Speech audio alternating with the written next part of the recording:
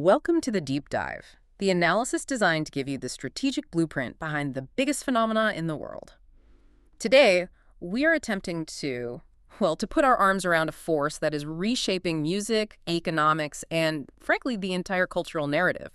We're talking about Taylor Swift. It's a career that is just defined by unprecedented quantitative success. When you look at the scale of it, it's truly dizzying. Right. I mean, the Eras Tour became the most successful tour in history, generating well over $1 billion. $1 billion with a B. And then the concert film, the Eras Tour, that sets another record. Most successful concert film ever, over $261 million globally. And, of course, the big one, the Grammys. The big one. She is the first person, not the first woman, the first person to win the Album of the Year Grammy 4 times. That sheer historical scale is our starting point. Our mission today is to move beyond just the celebrity of it all and really understand the architecture of this dominance. We've synthesized a whole stack of sources detailing her artistic evolution, the linguistic DNA of her songwriting, her business decisions, and the unique political and cultural power she has. And this deep dive is really for you, the person who wants a shortcut to being well-informed about the mechanism of her success. We're exploring how she became this strategic entrepreneur, this master storyteller. A storyteller whose career is now being taught in universities. Exactly. In business and literature departments. It's serving as a blueprint for the modern autonomous artist. So we'll trace her journey through those meticulously defined eras. We'll analyze the mechanics of her songwriting through academic research. And yes, we are definitely going to unpack Swiftonomics. Let's start right at the beginning, charting the strategic trajectory of her career. What stands out in her, 18-year career is not just her ability to grow, but her mastery of controlled reinvention. Yeah. She moves through these highly defined, almost theatrical phases, the eras as she calls them. Yeah. And that allows her to master and then pivot from genres entirely. And this wasn't accidental, was it? It feels like a calculated genre mastery designed to broaden her audience with each move. Oh, absolutely. You can track it perfectly. Yeah. Let's start with the foundational country roots from, say, 2006 to 2008. Okay. That debut era was all about traditional country instrumentation. You know, you hear the acoustic guitars, the fiddles, the banjos. And the songs were so diaristic. Deeply diaristic. Focused on the minutia of young love, small-town heartbreak, hits like Tim McGraw and Teardrops on My Guitar. And she mastered that genre so quickly. She became the youngest artist ever to top the Hot Country Song chart. She was, 17? Just 17.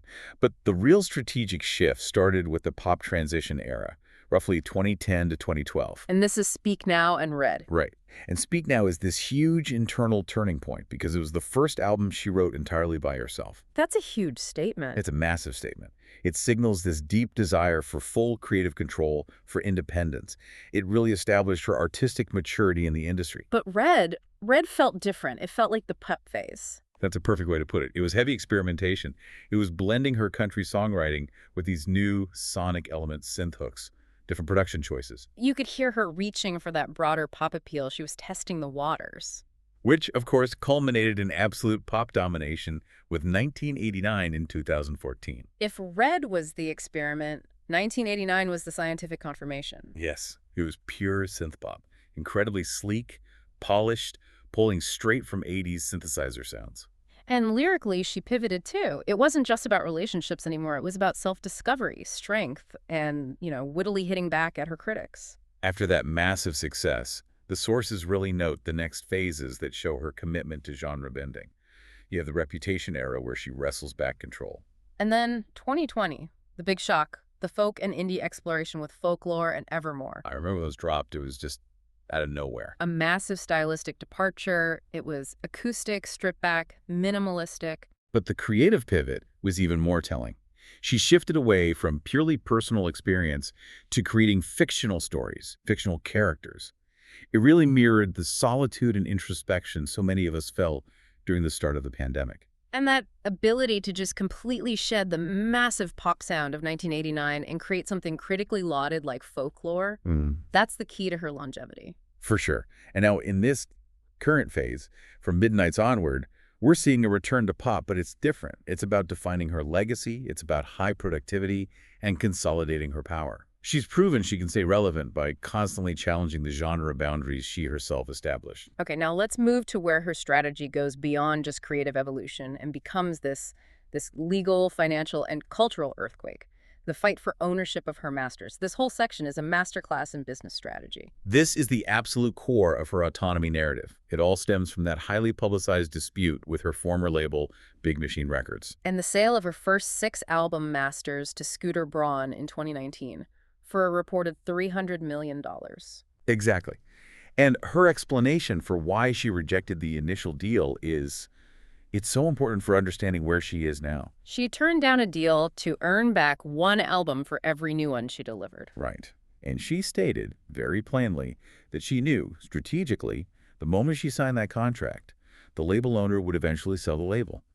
And in doing so, he would sell me and my future. She said that the artist is the only one who truly knows the body of work, so she had to walk away. And that commitment to her own autonomy is what fueled the whole Taylor's Version project. I have to ask, strategically, wasn't this a huge risk? I mean, the masters are the core of a musician's wealth.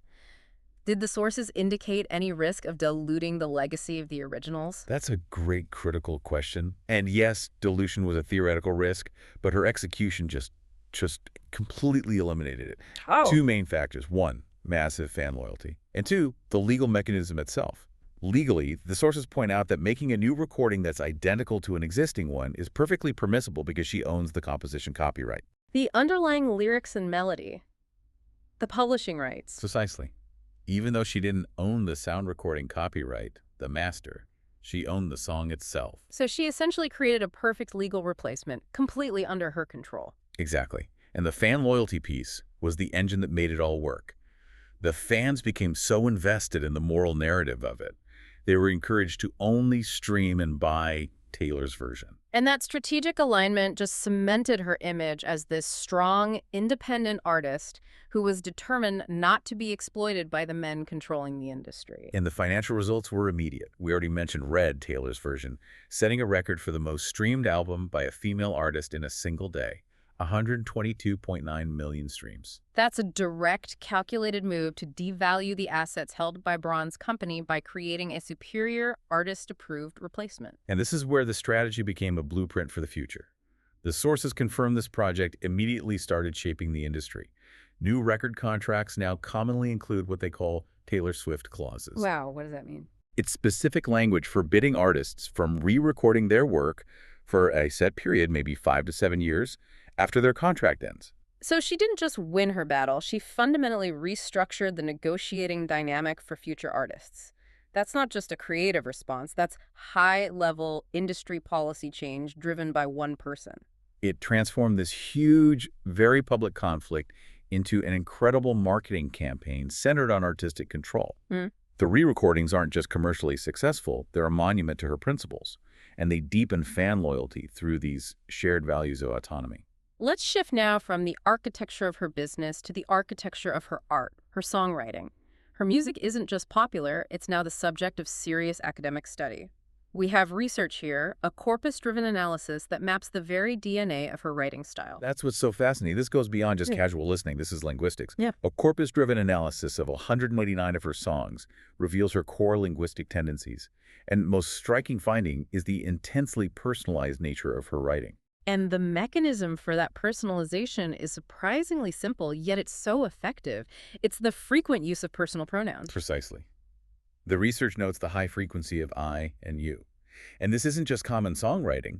It's a deliberate mechanism that forces the audience into her point of view. It creates that sense of intimate, direct storytelling. Yeah, it fosters that deep, almost parasocial connection her fans feel. She's having a direct conversation with you, the listener. Okay, so let's address a common criticism. Critics often reduce her catalog to being just about relationships or love songs. What does the actual linguistic data say? What's so surprising in the data is that the most salient thematic reference isn't love, it's time. Her songs are fundamentally structured around temporal reflection, around reminiscing. Okay, and we need to clarify a technical term here for our listener. Temporal deexes. Absolutely. In simple terms, temporal deexes refers to words that anchor the story in a specific time context.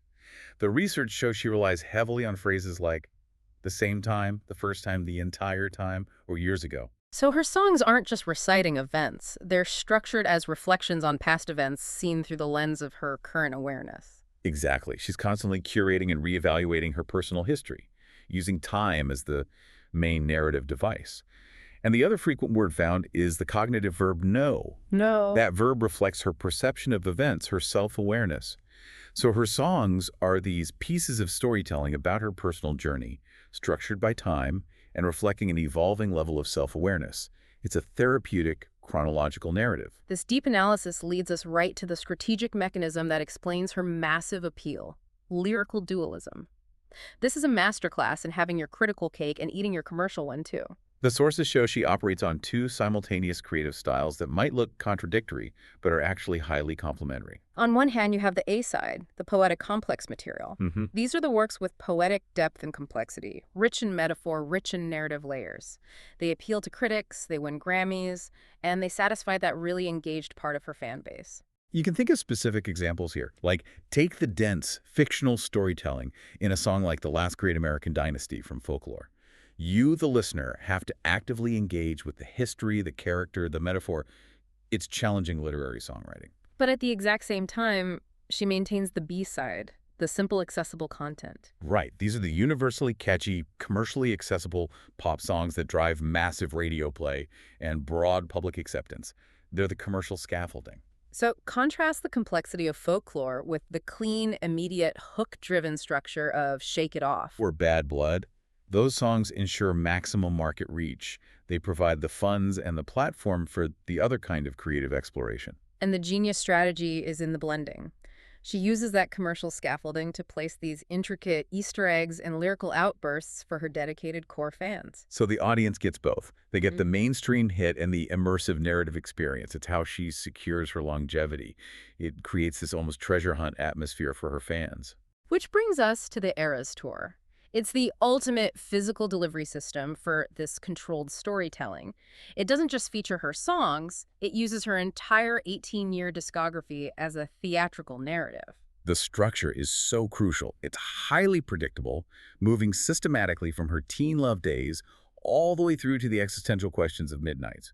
That consistency provides coherence, but the variety makes it feel endlessly engaging. But the narrative really succeeds because of the intense use of setting and symbolism in the stagecraft. Oh, for sure. Look at the evolution of her visual language. Each era has distinct colors, costumes, props. The sources highlight the Reputation era as a perfect example of this narrative control in action. The snake visual. The snake visual. The media had tried to use it to portray her as this slippery and dangerous character, so she incorporated it into her stagecraft. She took that negative stereotype and just weaponized it, turned it into a tool of her own narrative control and self-empowerment. It's powerful visual rhetoric. And then, of course, the key element of surprise. It's essential to the fan service strategy. Beyond the massive production, you have the acoustic versions of two different surprise songs at every single concert. Creating moments of unique scarcity. Exactly. These two songs, one on guitar, one on piano, make every single night feel distinct.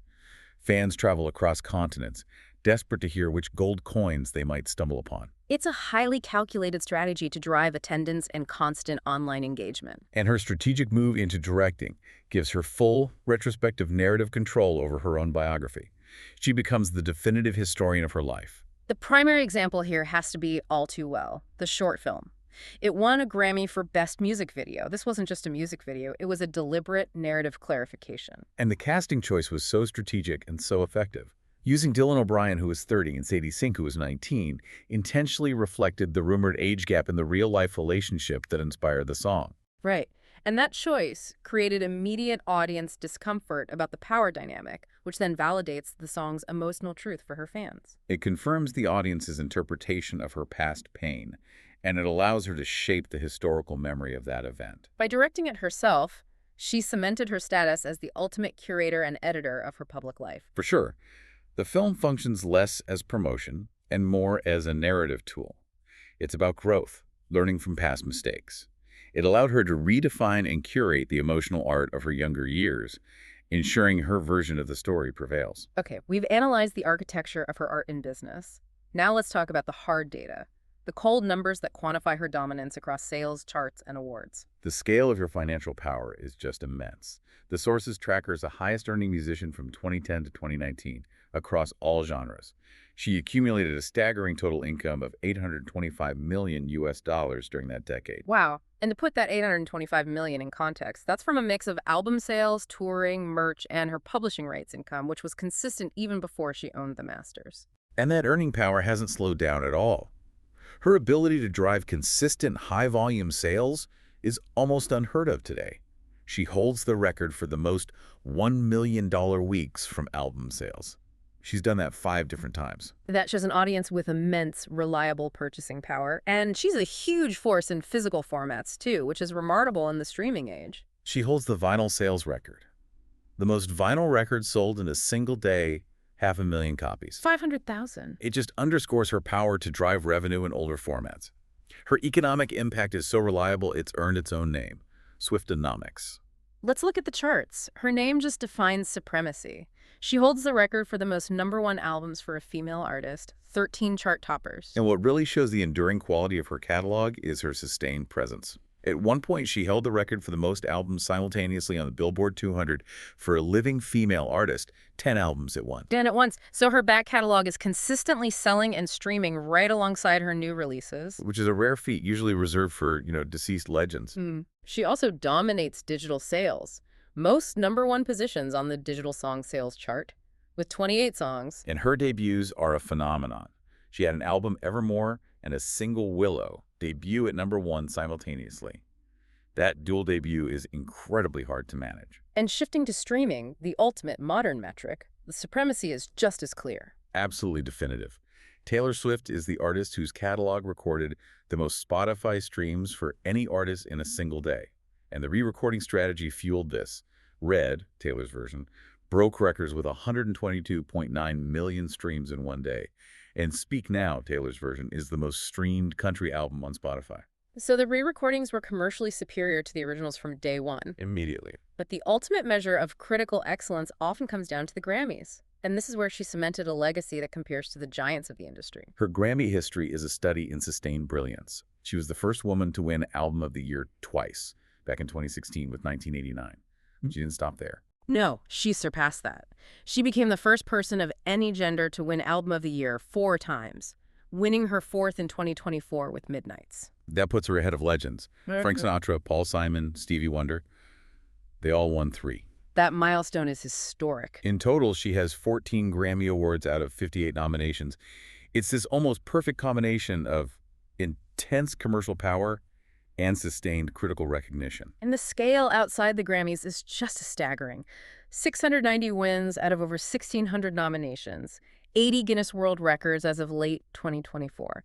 But maybe the most significant non-musical award was being named Time's Person of the Year in 2023. The first entertainer ever to be given that honor. That places her influence squarely in the realm of global political and economic figures. Okay, we've established her as this peerless force in art and finance.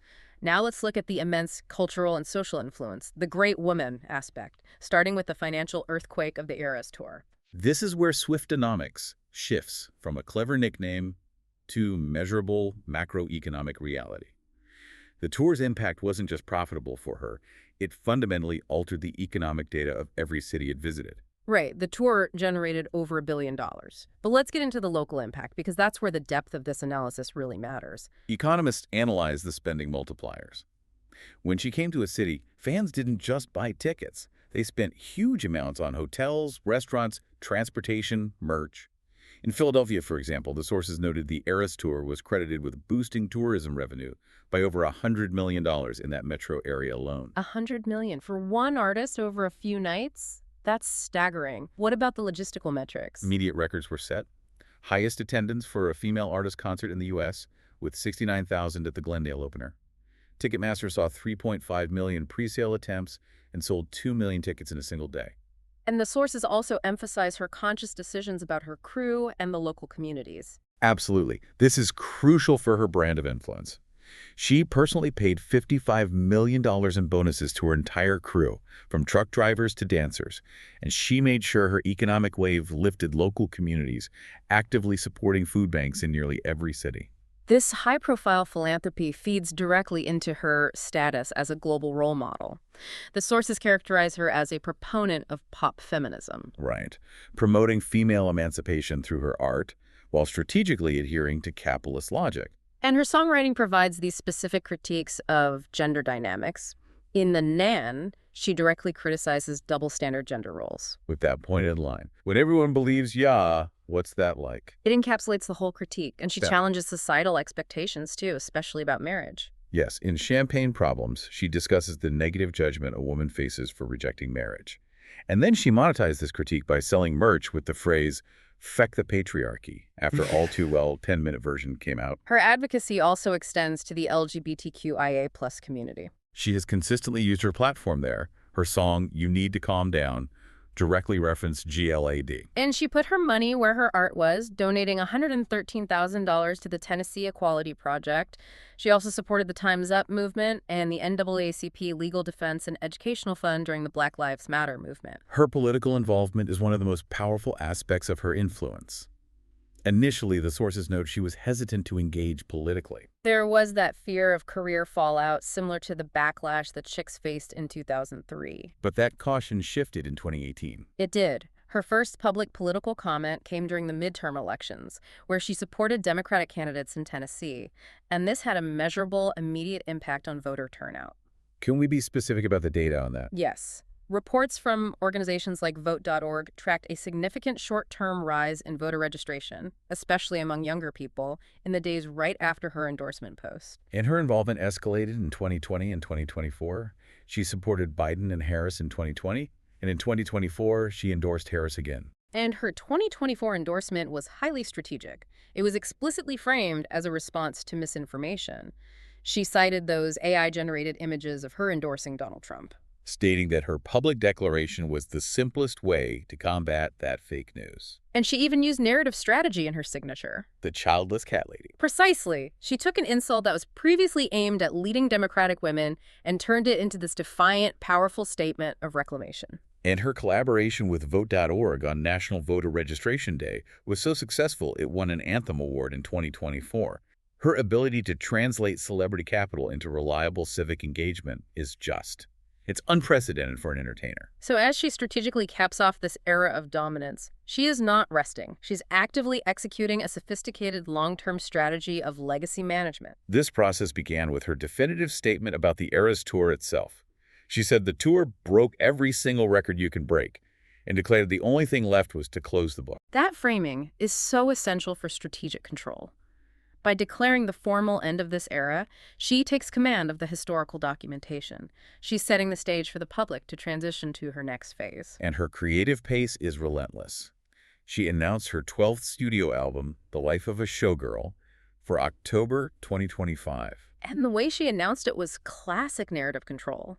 The clip was released on her partner Travis Kelce's podcast. It leveraged their public relationship for maximum attention, getting over 1 million views in 15 minutes. And at the same time, she's executing the comprehensive documentation of the past era through a major partnership with Disney Plus found. 2 massive projects. First, a 6-episode docuseries called The End of an Era, and second, the definitive concert film, Taylor Swift, The Eras Tour, The Final Show. And for the first time, this film will include the complete stage set for the Tortured Poets Department album. That provides a definitive visual archive for her newest work that fans will immediately gravitate toward. And the timing is critical, too. The whole debut is timed shortly after her new studio album, The Life of a Showgirl. This ensures a continuous, self-fueling hype cycle. She's selling the archive while simultaneously launching the next venture. The final, long-term measure of her strategic control is her transformation from a pop star into a subject of serious academic inquiry. Her work is now studied at major universities, UT Austin, NYU, Queen's University in Canada, and they're not just discussing her popularity, they're analyzing her work in literary contexts, dissecting her business strategies as a case study in modern autonomy. This institutionalization of her work is testament to her stated long-term goal. Her aim, as the sources note, is to achieve the high-level adaptability and longevity of a superstar like Madonna. And all her actions, the reinvention, the control over her masters, the immense creative output, and her current self-documentation project, are all meticulously designed to secure that historical position for decades to come. This deep dive has shown us that Taylor Swift's career is defined by a highly strategic and calculated mastery. Her dominance, From shattering sales records to leading political mobilization, it's all built on a foundation of genius storytelling and absolute strategic control. She has successfully positioned herself not just as an artist, but as a CEO, a director, and the meticulous curator of her own life story. The extraordinary power she wields comes from an ability to turn personal conflicts into collective campaigns for autonomy and empowerment. And as she closes the book on this era, with a new album on the horizon and a 6-part docuseries defining her legacy, it leaves us with one final thought for you to chew on. Taylor Swift is already the first entertainer named Times Person of the Year and the first person to win the Grammy for Album of the Year 4 times. Given her stated goal to achieve the long-term relevance of an artist like Madonna and the meticulous documentation she is currently producing, The End of an Era, what does her controlled legacy management mean for the history of pop culture documentation? Will future superstars even need objective biographers if they are so adept at curating and editing their own historical archives?